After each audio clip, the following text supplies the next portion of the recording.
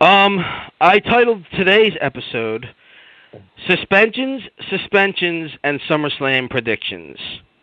That is the title that I have picked for tonight's episode because last I checked, and that was before I went to work today, it was Paige, Alberto Del Rio, and Eva Marie, all suspended Right. for the wellness policy, 30 days. Now, I have not checked any dirt sheets for the past 7.5 to 8 hours, so if anybody else was suspended or any new news has occurred in that time. No, just those three.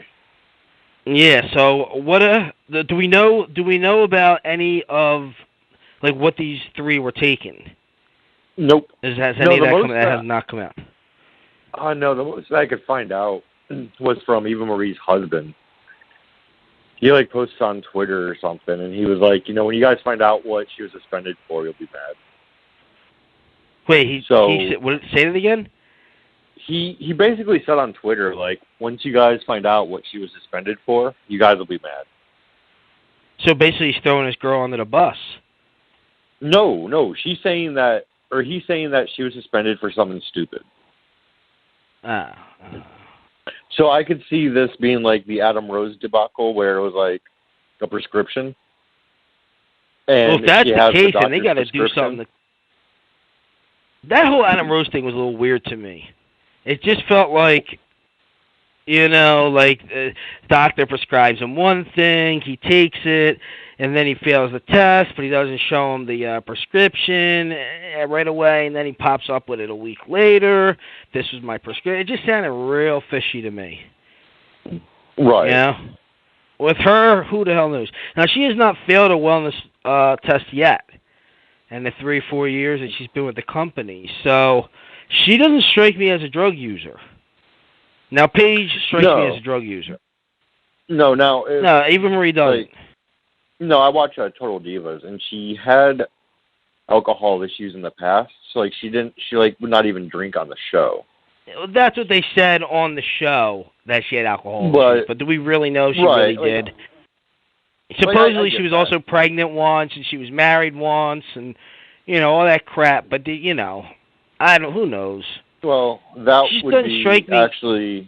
would be Nikki that was married once. Anyway. Whatever. They're all the same to me. With Eva Marie, though, her, the way how she reacted on the show, you could say what you want about Total Divas, but at the end of the day, there are real reactions. Well, she's not that good of an actress, so exactly. I don't watch the show. So maybe she did. I'm not saying she definitely didn't have her drinking problems. She looks like that, she's a very beautiful woman, and I'm sure at 18, 19 years old, she's had plenty of dudes trying to get her hooked on and shit and everything, so... Right, so with her, it's kind of odd. Well, plus she's a little older now. At the same time. You know what I mean? She's hit the 3-0, right? She's 30. So it's she's not a young kid. Whereas Paige, we watched Paige fall from grace. And Paige got signed at 18 years old. Remember that? And now she's 23, 24. So Paige is in a situation where she's a young girl she's a kid. Exactly. Now, I always thought Del Rio looked like he was on steroids from the time he came back. He came back looking like Batista, right? Right. Yeah. My guess is some sort of who the hell knows, some sort of steroid of some sort. That's my guess. Now, again, this is a guess. It's not definitely no facts. And by the time people listen to this show, maybe people will know what it all is. But my guess is that, Paige, I don't think Paige was taking steroids. Paige kind of looks like an Adderall girl or something to me.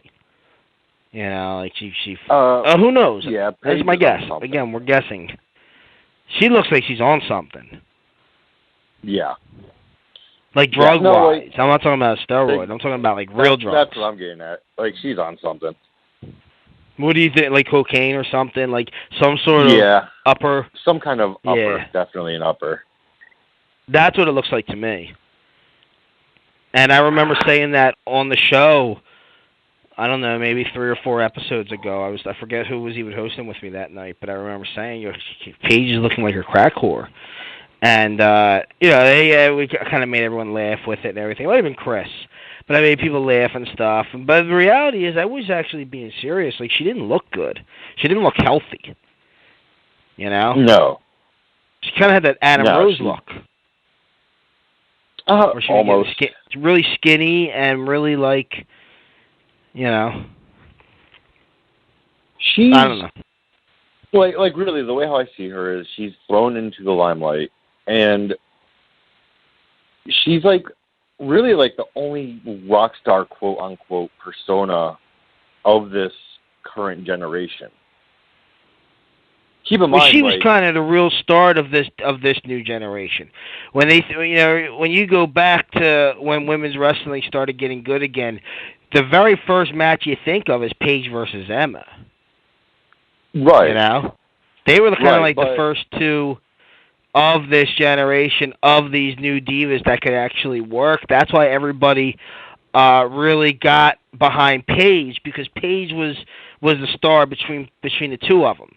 Emma was loved, but Paige was the star, and she was kind of really AJ Lee would actually be the first when you really think about it, because once upon a time AJ Lee was the only person that could work out of a bunch of supermodels, and AJ Lee was the smallest one. She was the only one that really wanted to be involved. So we all loved AJ, and then Paige was kind of your new generation. Because she came a year or two later, maybe even 3 years later. So, but basically what I'm getting at, though, was, I'm not sure if you remember this, but, maybe a month or two back, maybe even 3 now, but, Chris Jericho was getting heat from, the newer because they said he was on drugs, yeah. Because he was drinking. Because of what? Yeah, he was drinking go out too to, much. Bars after the show. Well, Chris Jericho has a history of getting fucked up after the shows. Well, yeah. This is nothing new. But the point is, before, wrestlers would be whatever, he's drinking after a show, not a big deal. Now this new group, he's doing too much. They get all. Well, this new group is what, this guy's going out and drinking? I just get this feeling that half of those guys go back and play their PlayStation or something. Yeah, play up, down with Xavier Woods. Well, yeah, but I just don't see this new group going out and partying like wrestlers of yesterday. It's not the same. It's way different than it used to. And Paige sort of fits into that mold of wrestlers of yesterday because, let's face it, she grew up in that scenario. Interesting. Yeah, she did. But that's that's really what the question then. She still failed a test, right? She still failed a test. And whether she was just partying and drinking, okay, maybe she'll have a little heat on her like Jericho did. But Jericho didn't fail a test. Now, Jericho is also a part-time wrestler, and as we recently learned, part-time wrestlers do not get tested.